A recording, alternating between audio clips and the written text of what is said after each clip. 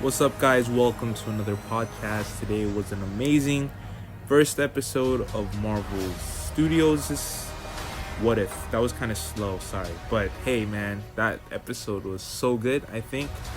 It was like a little mini MCU spectacle, and I think that they did a good job in a lot of things. I couldn't see anything wrong with it aside from some cheesy, one liners, but I do think that this was kind of targeted for kids. But let's get right into the breakdown, and I'm gonna get into spoilers, so you guys better make sure that you guys watch this episode before you watch or listen to my kind of insight into it.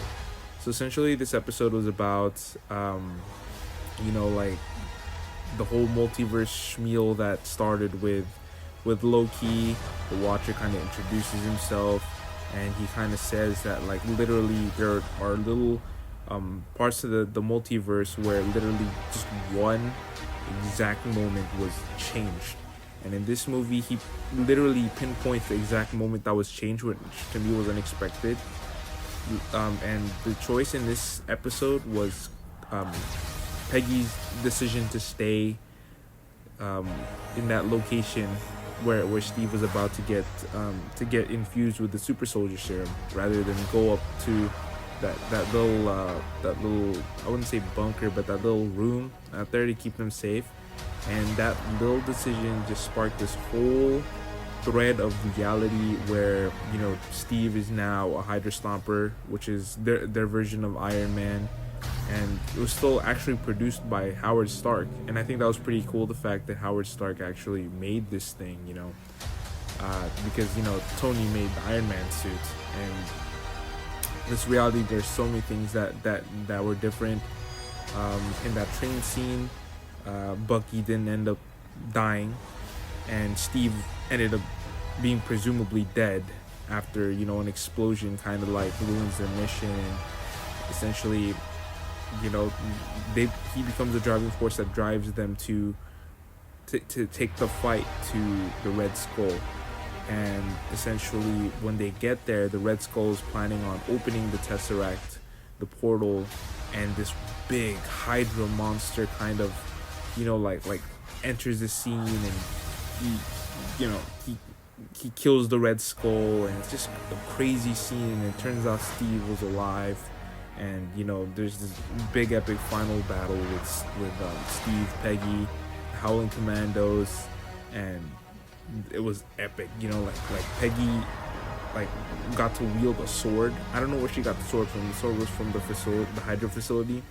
And essentially, this thing got me thinking. I was like, man, this is kind of tying into Agents of S.H.I.E.L.D. because I don't know if this is exactly that monster that Hydra literally was derived from. Because if you guys haven't watched Agents of S.H.I.E.L.D., Hydra is essentially formed by people like they weren't originally like the Nazi division. They were actually like a bunch of cultists who believed in this like octopus, not like this squid deity or something like that, but the squid deity was actually an alien which possessed one of the characters, Grant Ward, I think. So Hive, pretty much. So I don't know if that's the same thing, but essentially this final battle, Steve was actually revealed to still be alive, and essentially, this big fight happens, and Steve ends up losing all of his power. Like literally, like his suit just runs out of battery, and Peggy has no choice but to push the monster back into the portal. And in a similar scene to where Captain America was about to put the ship in the ice, or not the ship, the plane into the ice. In this universe, Peggy and Steve have that conversation where it's like, oh, but you owe me a dance. And it's like, yeah. And then she says, this Saturday. And she enters the portal with the monster because she has no choice. She's the only one strong enough to push it back in. And that was where we thought the episode ended. But no, it ended exactly where the Avengers started.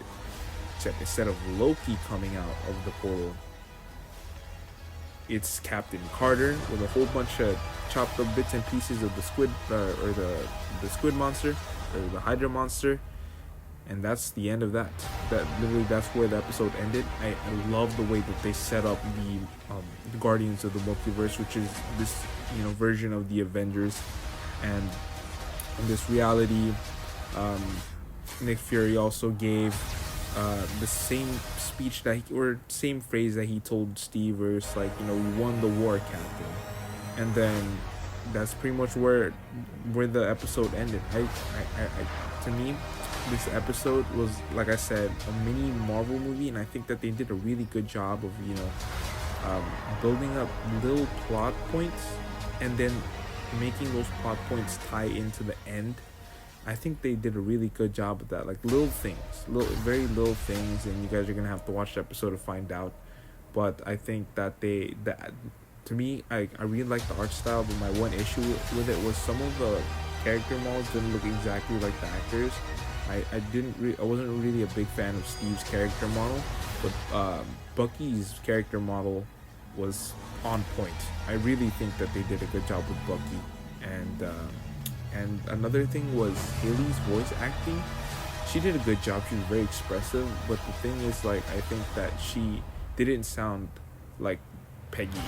She didn't sound like Peggy. I think it's the same voice actress, because she was actually interviewed about her work here in What If, and like her loving what Kevin Feige has done, and setting the bar. And that's another thing that I want to talk about. Captain Carter is so badass. I love her in this. Like, straight up, like her fight sequences are jaw dropping. I mean, I'm not even exaggerating. There's this one like the scene where they have a fight scene where she's like jumping from plane to plane and literally throwing pilots out. Her movements are much different than Steve's. They're both like very aggro in nature, but it's very different movements. But her movements, to me, it's almost like better than Steve's, and it does make sense from a narrative perspective, because you think about it, she was a trained she was a trained like combatant from the get-go, while Steve was this scrawny little kid from Brooklyn at the beginning of the first Avenger, and her fight skills are on par, if not beyond, Captain America. And I love the callbacks they had to the main continuity, where Captain Carter is the one who catches Bucky from falling off the train, and he's like, oh, thanks for saving my life, but you almost like ripped my arm off. Like, we all know he turns into the Winter Soldier.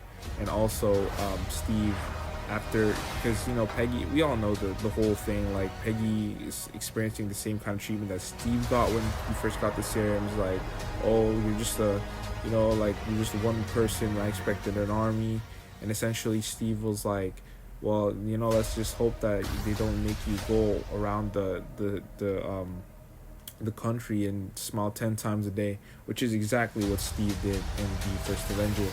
So I think that overall the episode was really good. There's a lot of stuff that I might not even be able to cover, because it's just so I think that Marvel is just like releasing their more I would say prized, or like more higher quality projects as the year goes on, which I think they did a really good job of really like I think What If so far is the best Marvel show.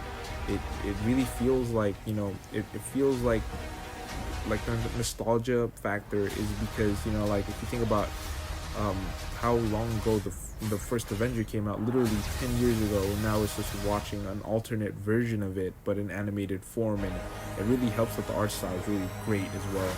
And the music, they use the music, and I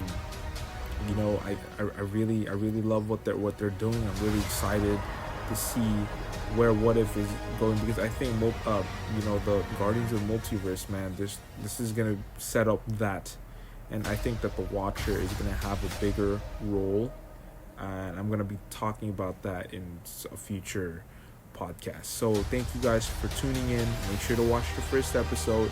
You're not gonna regret it, man. You're not gonna regret it. And if you haven't seen the first Avenger, watch that first so you will kind of appreciate it more. So yeah, that's pretty much it. It's 1:07 a.m. I should really get to sleep because I have to wake up at 5. So yeah. Bye.